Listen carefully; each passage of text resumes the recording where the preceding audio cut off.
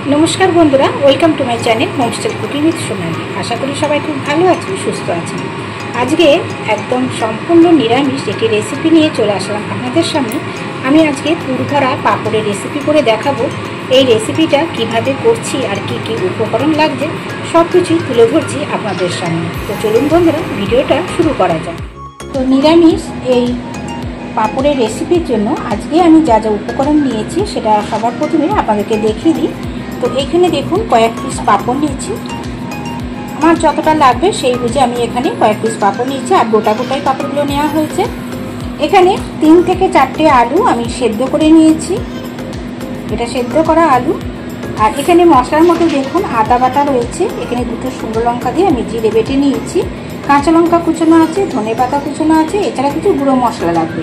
আর এখানে আমি আলু দিয়ে করব রেসিপিটা, তাই আলু এরকম লম্বা লম্বা করে কেটে নিয়েছি আর তার সাথে একটা টমেটো ছোট করে টুকরো করে নিয়েছি। তো প্রথমে আমি কি করব, আলুর পুরটাকে আগে রেডি করব।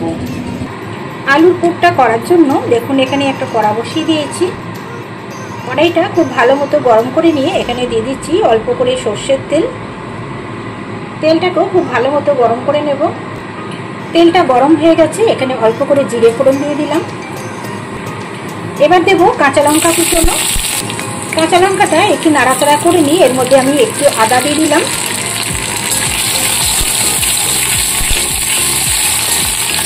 এখন এর মধ্যে কিছু গুঁড়ো মশলা দেবো। আমি এখানে ভাজা জিরে গুঁড়ো দিচ্ছি অল্প করে, দিয়ে দেবো 1/2 চামচ মতো ধনে গুঁড়ো,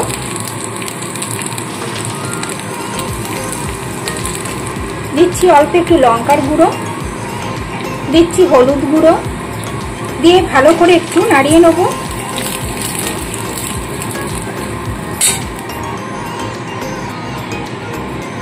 সমস্ত মশলা দিয়ে আমি গ্যাসটাকে কিন্তু একটু অফ করে দিয়েছি। এখানে কোনো রকম যেহেতু জল ব্যবহার করব না, তাই মশলাটা যাতে পুড়ে না যায় সেই জন্য গ্যাসটাকে অফ করে দিয়েছি। এবার দিচ্ছি পরিমাণ মতো লবণ। লবণটা দিয়ে একটু নাড়াচাড়া করে নিয়ে আমি এখানে সেদ্ধ করা আলুটাকে দিয়ে দেবো। আর আলুটাকে কিন্তু খুব ভালো করে আপনারা ম্যাশ করে নেবেন, আর যেটা যদি গ্রেটারের সাহায্যে আপনারা গ্রেট করতে পারেন সেটা আরও ভালো। তবে আমি এখানে হাতার সাহায্যে কিছুটা ম্যাশ করে নিয়েছি, এছাড়াও খুন্তি দিয়ে ভালো করে ম্যাশ করে নেব। সমস্ত আলুটা দিয়ে দিলাম, দিয়ে সমানে আমি কিন্তু এখনো গ্যাসটাকে অফ করেই রেখেছি, দেখতেই পাচ্ছেন। এখানে ভালো করে আলুটাকে একদম মশলার সাথে মিশিয়ে নিতে হবে। দেখুন এবার আমি গ্যাসটাকে কিন্তু অন করে দিয়েছি আর খুব ভালো মতো করে মিশিয়ে নিচ্ছি। এবার অল্প একটু দিয়ে দিচ্ছি গরম মশলার গুঁড়ো, আবারও খুব ভালো করে মিশিয়ে নেব। খেয়াল রাখবেন যেন আলুর শক্ত যে ভাবটা সেটা যেন না থাকে, একদম সুন্দরভাবে মিশিয়ে নেবেন। এটা আমি যেহেতু নিরামিষে করছি তাই এখানে আমি পেঁয়াজ রসুনটা ব্যবহার করিনি। আপনারা নিরামিষ ছাড়া যদি করেন তাহলে অবশ্যই কিন্তু পেঁয়াজ আর রসুনটা দিয়ে দেবেন, তাহলে খেতে কিন্তু আরও স্বাদ আসবে। তো দেখুন খুব ভালো করে মিশিয়ে নিয়েছি। একটু নাড়াচাড়া করে নিয়ে আমি আলুর পুরটাকে নামিয়ে নেব। এই রান্নাটা কিন্তু একবার হলেও আপনারা বাড়িতে ট্রাই করবেন। নিরামিষ দিনে যেমন সুস্বাদু হয়, কি হয় বাচ্চারা সবসময় নিরামিষের খাবার খেতে চায় না, আর একঘেয়েমি পনির সয়াবিন এগুলো তো আমরা করেই থাকি। একটু যদি স্বাদ বদলানোর জন্য এইভাবে রান্না করে দেন তবে কিন্তু বাচ্চা থেকে বড় সবাই ভীষণ ভালোভাবে খাবে।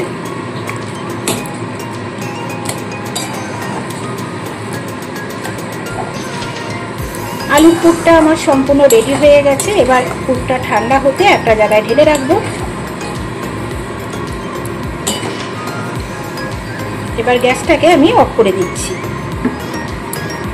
গ্যাসটাকে অফ করে ওপর থেকে একটু ধনেপাতা কুচোনো ছড়িয়ে দিয়ে আবার একটু নেড়ে নিয়ে আমি নামিয়ে নেব।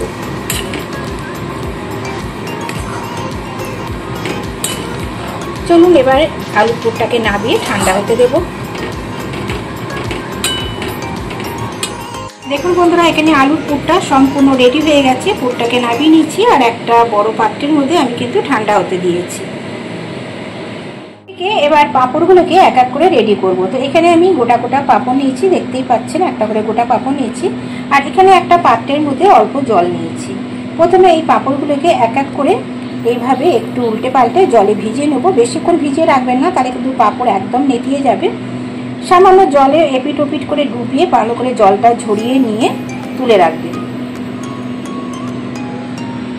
দেখুন একটা জায়গায় রেখে দিচ্ছি, তবে একসাথে কিন্তু আমি বেশি ধুবো না, দুটো দুটো করে এরমভাবে ধুয়ে রেখে দেবো। এপিট ওপিট ভালো করে জলে শুধু একটু ডুবিয়ে তুলে নেব।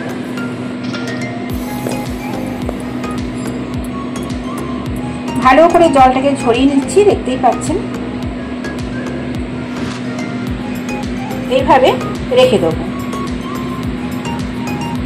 দেখুন এবারে একটা একটা করে পাঁপড় নিচ্ছি। এবার মাছ বরাবর আমি পুরটাকে দিয়ে দেবো। এবার এই আলুর পুরটা নিয়ে মাছ বরাবর দিয়ে দেবো।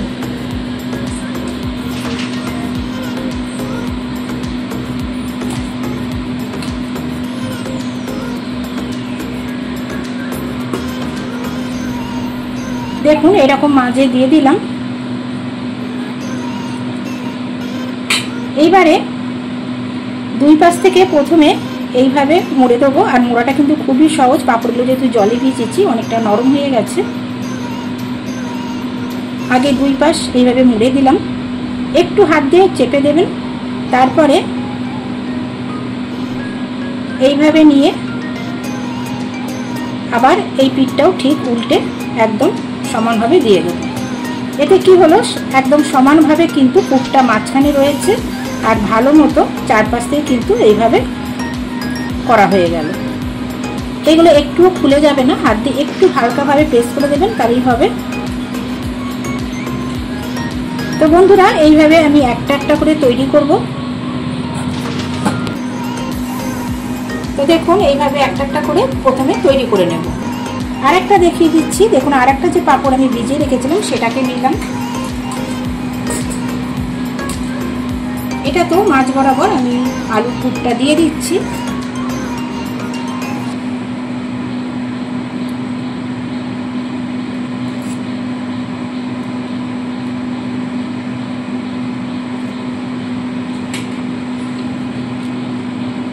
আবারও ঠিক এইভাবে প্রথমে এক পিঠটা দিয়ে দিলাম।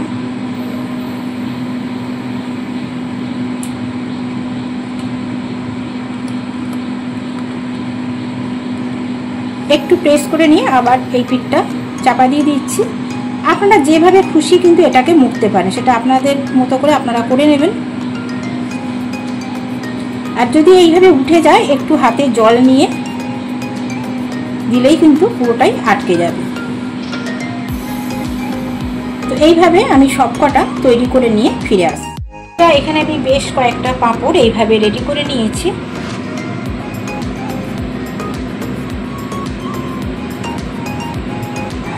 এবার কড়াই গরম করে নিয়ে এখানে আমি সর্ষের তেল দিয়ে দিচ্ছি, আপনারা সাদা তেলেও ভাজতে পারেন। তেল গরম হয়ে গেছে, এবার আমি এক এক করে পাঁপড়গুলো নিয়ে এর মধ্যে ভেজে নেব। একসাথে খুব বেশি দেবেন না, কারণ একসাথে দিলে গায়ে গায়ে আটকে যেতে পারে।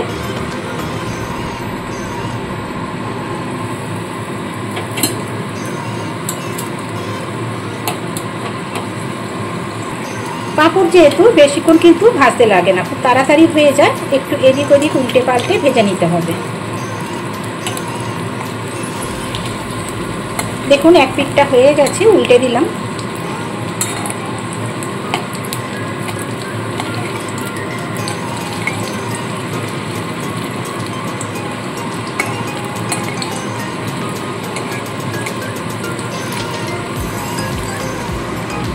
দেখুন দুই পাশটাই সুন্দর করে ভাজা হয়ে গেছে। আপনারা কিন্তু এই রকম পাঁপড় তৈরি করে শুধু শুধু স্ন্যাক্স হিসেবেও খেতে পারবেন।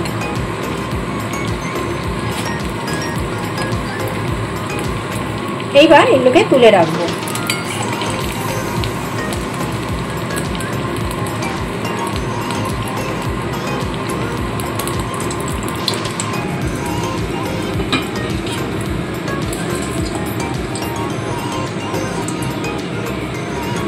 তো চলুন বন্ধুরা এইভাবে সমস্তগুলো ভেজে নিয়ে ফিরে আসছি। দেখুন বন্ধুরা এখানে আমার পুর ভরা পাঁপড়গুলো কিন্তু সম্পূর্ণ ভাজা হয়ে গেছে। এবার কড়াইতে আরও খানিকটা আমি তেল অ্যাড করে দিয়েছি। প্রথমে এবার আলুগুলোকে ভেজে তুলে নেব। আমি আলু দিয়ে করছি, আপনারা আলু ছাড়াও করতে পারেন। খুব ভালো মতো লাল লাল করে ভেজে আলুগুলোকে তুলে রাখবো। এদিকে একটা বাটির মধ্যে আমি কিছু গুঁড়ো মশলা নিয়েছি। দেখুন, ধনে গুঁড়ো নিয়েছি, কাশ্মীরি লঙ্কার গুঁড়ো নিয়েছি, হলুদ নিয়েছি আর এমনি লঙ্কার গুঁড়ো নিয়েছি। তো এইটাকে অল্প করে জল দিয়ে একটা পেস্ট তৈরি করে রাখবো।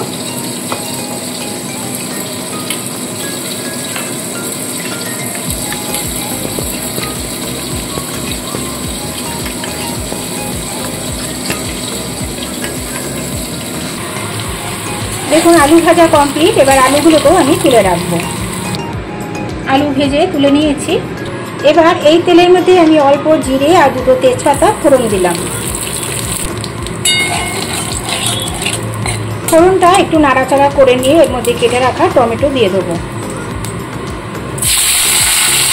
টমেটো দিয়ে সামান্য নুন দিয়ে দিচ্ছি, তাড়াতাড়ি গলে যাবে। এর সাথে সাথে আদা বাটাটাও দিয়ে দিলাম।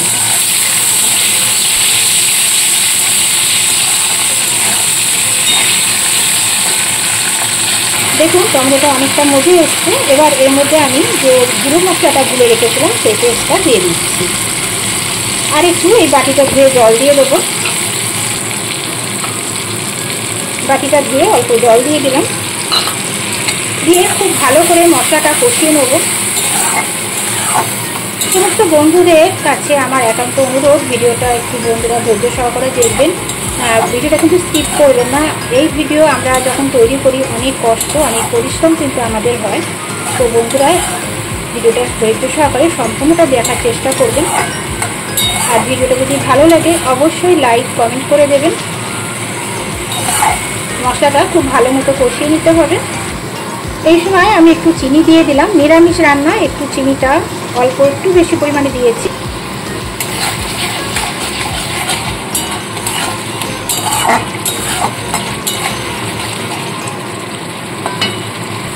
দেখুন, মশলাটা খুব ভালো মতো কষানো হয়েছে। এবার এর মধ্যে আমি জিরে বাটা দিয়ে দেবো।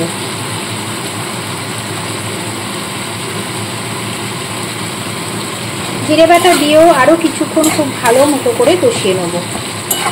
আর এর সাথে সাথে কিন্তু আমি অল্প করে জল ব্যবহার করব, যতক্ষণ না মশলাটা ভালো মতো কষানো হচ্ছে। দেখুন বন্ধুরা, মশলাটা কিন্তু খুব ভালো মতো কষানো হয়েছে। তো এবার আমি ভেজে রাখা আলুগুলো দিয়েও মশলার সাথে ভালো করে কষিয়ে নেব।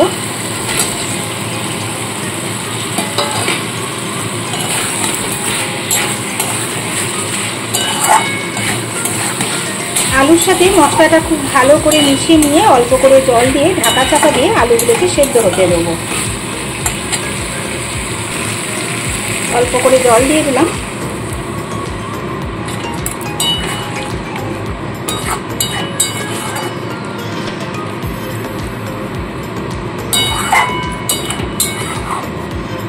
এবার ঢাকা চাপা দিয়ে 2 মিনিট মতো সেদ্ধ হতে দেবো।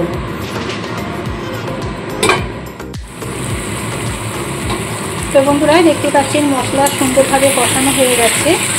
আর এখানে দেখুন আলুও কিন্তু খুব ভালো সেদ্ধ হয়ে গেছে। এবার এখানে আমি পরিমাণ মতো জল দিয়ে দেবো।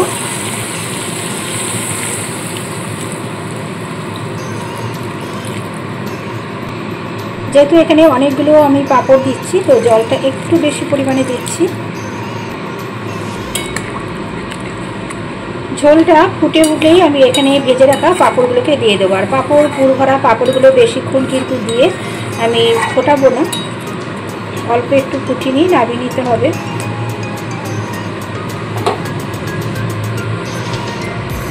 এখন এখানে আমি পরিমাণ মতো দিয়ে দিচ্ছি নুন। এর আগে অল্প একটু নুন দিয়েছিলাম প্রথম দিকে, তো এখন পরিমাণ মতো নুনটা দিয়ে দিলাম।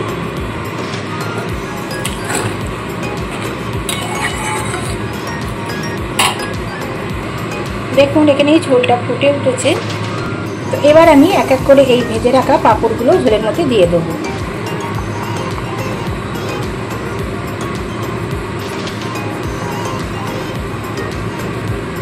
দেখে কিন্তু মনে হবে পুরো ডিম ভেজে এই তরকারিটা করা হয়েছে। ছোট বাচ্চাদের যদি প্রথম দিকে দেন তারা কিন্তু বুঝতেই পারবে না যে এটা পাঁপড়ের তরকারি।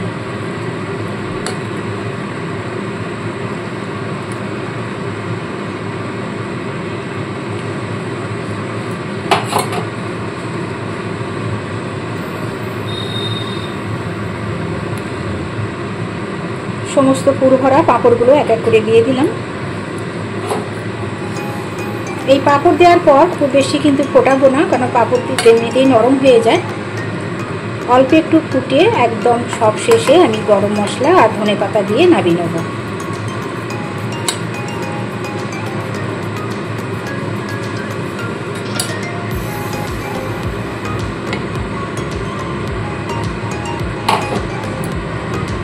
এবার ওপর থেকে আমি দিয়ে দিচ্ছি ধনেপাতা কুচোনো,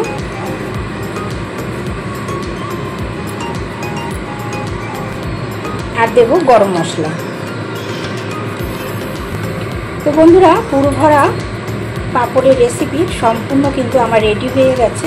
কেমন লাগলো অবশ্যই আপনারা জানাবেন কমেন্ট করে। যদি ভালো লাগে লাইক করতে কিন্তু কেউ ভুলবেন না, আর নতুন বন্ধু এসে থাকলে অবশ্যই চ্যানেলটাকে সাবস্ক্রাইব করে পাশে থাকা বেল আইকনটি প্রেস করে দেবেন। সবাই খুব ভালো থাকবেন, সুস্থ থাকবেন। ফিরে আসবো আবার নতুন কোনো রেসিপি নিয়ে। আজ এই পর্যন্ত, টাটা বন্ধুরা। আমি গ্যাসটাকে অফ করে এবার স্ট্যান্ডিং টাইমে রেখে দেবো।